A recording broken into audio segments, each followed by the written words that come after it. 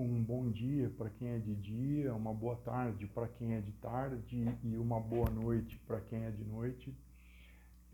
Pessoal, eu vou tentar gravar um vídeo o mais curto possível. Eu acho que entre 5 e 10 minutos eu consigo falar tudo que eu preciso falar. E eu sei como o tempo é difícil e como está difícil parar para assistir alguma coisa que tenha qualidade ou que preste informações corretas. Essa dificuldade eu tenho, todo mundo tem. Eu vou pedir entre 5 a 10 minutos aqui no Paraná para trazer para vocês um resultado de uma situação que está difícil, de os nossos juízes, como é que estão o nosso juizado de primeira instância, de segunda instância, por causa do que aconteceu no Mato Grosso.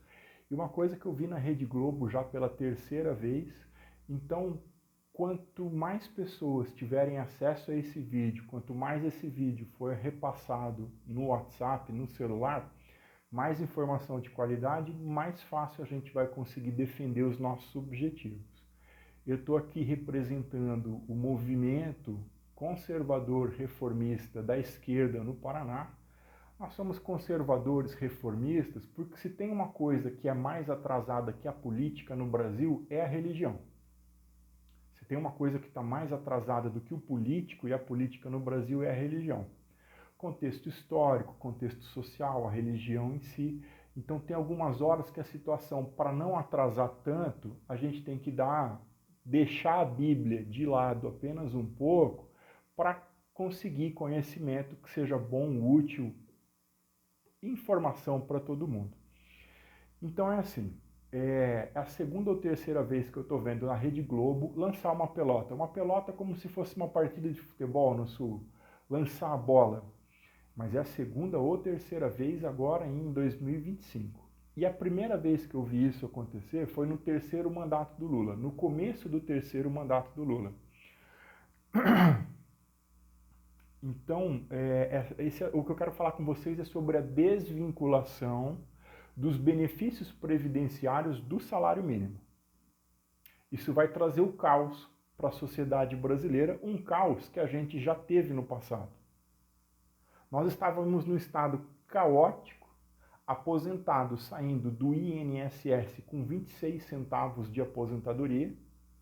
26 centavos de aposentadoria. É uma situação lamentável, caótica. E começou agora no terceiro mandato, começou na Rede Globo. O Lula foi eleito, logo na primeira semana foi dito que, nos 90 primeiros dias de governo, foi dito que o Lula não iria ajudar 3 bancos e financeiros. 3 bancos e financeiros.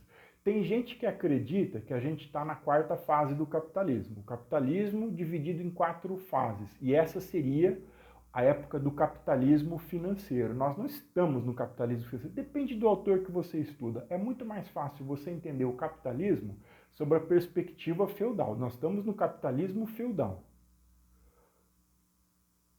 Os militares, no passado, o milagre econômico do Delfim Neto, no passado, o que era o milagre econômico? Crescer para depois dividir. Inclusive que saiu como capa de matéria na revista Veja em 72, 71, 72, 73, 74. Crescer para depois dividir. O que foi feito lá pelo Delfim Neto? O que era crescer? Hoje a gente sabe. Desvincular o sistema ouro da impressão de dinheiro, você começa a imprimir dinheiro no Banco Central, isso era o crescimento proposto pelos militares administrados na administração do Delfim Neto, que morreu em Brasília agora recentemente. Isso trouxe hiperinflação, isso trouxe caos econômico, e para resolver os problemas do passado, na década de 80, quando o aposentado saía com 26 centavos de aposentadoria do INSS, foram vinculados aposentadorias e benefícios previdenciários a um salário mínimo. Não tem nada mais frágil que o nosso idoso, que a nossa idosa. Quem aqui não tem um tio, quem não tem uma tia, quem não tem um avô ou uma avó que está aposentado? Chega no supermercado, tudo caro, porque a época do capitalismo financeiro, porque autores que dividem o capitalismo em 4 partes, essa seria o capitalismo financeiro. Para mim é o capitalismo feudal. O feudalismo no capitalismo, ele imprime dinheiro e perde o controle da precificação de tudo. Então a ineficiência política, o Brasil é assim, ele é eleito um presidente, e nós temos o Senado, nós temos a Câmara dos Deputados, nós temos o Congresso com Senado e Câmara dos Deputados, nós temos as câmaras estaduais, nós temos os prefeitos e os vereadores. A ineficiência do político na administração das variáveis que eles têm que administrar, ela está se transformando, a ineficiência política, essas pessoas elas são eleitas e trabalham com grupos. O presidente tem o seu grupo de trabalho, os ministros têm o seu grupo de trabalho, os senadores, os deputados federais, estaduais, os prefeitos e os vereadores. Ninguém está falando que o Brasil sempre foi e sempre vai ser administrado por grupos de trabalho. Essa é a divisão política e social da nossa nação. O que acontece é que a ineficiência dos grupos que estão trabalhando com os nossos representantes, eleitos pelo voto direto ou indicados, você tem os ministros que eles não são eleitos pelo voto direto, os ministros são indicações políticas. Administração política, sabe-se lá o que seja, que signifique administração política. E os grupos de trabalho, eles estão produzindo a ineficiência na administração como um produto. Eles estão criando a ineficiência como uma construção e ofertando para a sociedade. Foi por isso que eu gravei esse vídeo e vim para cá. Então eu vi, quando o Lula foi eleito no terceiro mandato, que ele não iria ajudar três bancos e financeiras que estavam quebradas. Ótimo, muito bem. O que mais vai ter na época do capitalismo é banco e financeira quebrada e não tem como socorrer banco e financeira que quebra porque você vai perder o controle da nação. Quando a gente teve todas as dificuldades que a Dilma passou, que a Dilma estava passando, assim, 2016 quebrou. O Covid quebrou o Brasil na administração de quem estava o Bolsonaro. Fica lá no Rio de Janeiro que a gente chama você lá, quando chamou, não sabe somar, subtrair, multiplicar, dividir, é um político inexpressivo, não sabe falar, não sabe articular, pula pensamento, não consegue fazer o pensamento. Bolsonaro é louco, Bolsonaro é louco? Não é. Tem um nível de desenvolvimento intelectual e cultural baixo, não tem desenvolvimento intelectual e cultural. Aí levam os filhos para as câmaras e a administração do Brasil fica assim, aquela neguinha do sovaco fedorento. Quem que foi? Foi o Flávio? Foi o... Eu não me lembro. A neguinha do sovaco fedorento. Aí aquele rapaz do Nicolas Dias, Nicolas não sei, coloca uma peruca amarela. E esses são os nossos representantes. Fica lá no Rio de Janeiro, na pinga, na farra, no foguete. O Rio de Janeiro é um dos estados mais atrasados, pobres, desindustrializados e corruptos do Brasil. Chegou na hora, não sabe fazer nada e trouxe um grupo que sabia menos ainda. Olha como é delicada a situação. Mas o Brasil da Dilma quebrou porque equações básicas não foram mantidas. Eu vou explicar da forma mais simples para vocês. É um pouco mais complexo do que isso, mas eu vou explicar da forma mais simples. Nós temos um sistema de impressão de dinheiro vinculado ou não à quantidade de reserva de ouro que nós temos no país, e o Banco Central não pode... O que o Delfim Neto fez foi imprimir dinheiro, pouco se importando com as consequências. Hiperinflação, 2.000, 3.000, 4.000, 5.000% num ano, aposentadoria, aposentado saindo do INSS com 26 centavos de aposentadoria. Essa foi o legado da administração militar para nós. Então, assim, as pessoas que querem trazer a ineficiência política como uma construção, querem ouvir de nós que nós sabemos disso também. Então nós vamos dizer para aqueles que querem trazer, eles constroem a ineficiência, mas eles já sabem que esse vai ser o resultado. Então eu vi, quando o Lula foi eleito por terceiro mandato, assim, é uma construção, os grupos de tradição obreira e as construções de cada grupo no Brasil. Você solta na mídia uma informação, acreditando que a gente não sabe de onde vai sair, a respeito da desvinculação, logo no começo, nos 180 primeiros dias de mandato do Lula, que a gente não sabe de onde vai sair. Você solta, você cria essa notícia, solta na mídia, que vai se desvincular. O Lula disse que não vai desvincular benefícios de aposentados e benefícios previdenciários do salário mínimo, mas constrói-se isso, constroem-se os eventos do passado e entrega para a bandeira política oposta fazer, que é um. Então a gente já sabe como começou. Aí a segunda ou terceira vez que eu estou ouvindo na televisão, quanto mais pessoas souberem que isso está sendo trabalhado como um produto para ser entregue na política, mais a gente vai se defender de não cometer as barbaridades do passado. Agora, a ineficiência política construída e passada como uma receita, bandeira, falsa bandeira, é só você ver quem quer explorar politicamente o fato. É só você ver quem quer explorar o fato politicamente e você sabe quem é o pai da criança.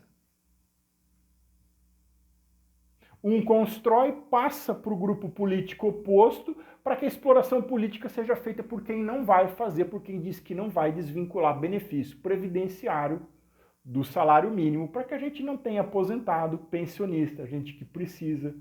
A vovó não tem nada mais frágil. Tudo muito caro. Com o salário mínimo já não dá. Desvinculando é pior ainda. Então a gente tem um grupo determinado, um número X de deputados e senadores que trabalham com seus grupos, e os grupos de trabalho no Brasil hoje são... Quem manda no Brasil, quem está quem está participando desses grupos, é um grupo menor do que 500 pessoas, é um grupo menor do que 1.000 pessoas. Eles estão fazendo isso e eles querem ofertar a ineficiência política como um produto da construção desses grupos. Então, quanto mais a gente espalhar esse vídeo, quanto mais pessoas souberem que os benefícios previdenciários e a aposentadoria foi vinculado ao salário mínimo para evitar o que aconteceu no passado, mais forte e menos vulnerável ao trabalho dos grupos de trabalho de Brasília que já começaram. A última vez que eu ouvi isso acontecendo foi na sexta-feira. Então, se você participa ou não, se você tem vida frequente de oração, se você deixou de ir, cara, Londrina é complicado. Eu já tive em igreja que o padre parou a missa no meio. Falou, não vai dar, não tem como. Eu morava no sul de Londrina, no Jardim Pisa. Falei, não dá, o padre falou, não dá. Não vai dar. Não, vocês não podem fazer, dizendo para as pessoas da comunidade ali, porque se você é católico, então você começa a entrar num nível social em que a religião não é mais religião.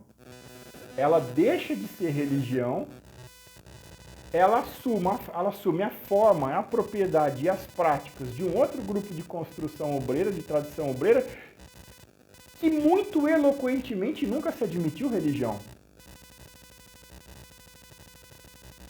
Católicos, evangélicos. Se você é evangélico, aí você começa a participar de passe e repasse de informação adquirida criminosamente. Ou você pega ou você passa informação adquirida criminosamente. Não é nem religião isso. Igrejas católicas, igrejas evangélicas. Uma bem ali no centro. Dificílimo a história. Hoje, quando você vai para um juiz, você tem que procurar a família do juiz, a que grupo está vinculado na política, qual é a história da família do juiz, senão a gente vai ter aquela história do Mato Grosso.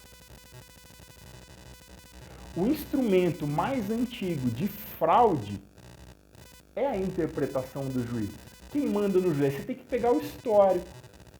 Porque os juizados também são uma instância política, administrados, feita, onde a administração política é feita. A situação está bem delicada. E aí tem aquela coisa da construção dos grupos de trabalho. Vamos dar um toque no lado, vamos dar um toque no Mato Grosso, por causa das coisas que estão acontecendo no Paraná. Se dá um toque desse em São Paulo, para o Estado. Para a Polícia Militar, para a Corregedoria da Polícia Militar, para a Polícia Civil, Corregedoria da Polícia Civil, para os juizados de primeira instância, de segunda instância e suas corregedorias, para o Brasil. para o Brasil se esse toque é dado em São Paulo.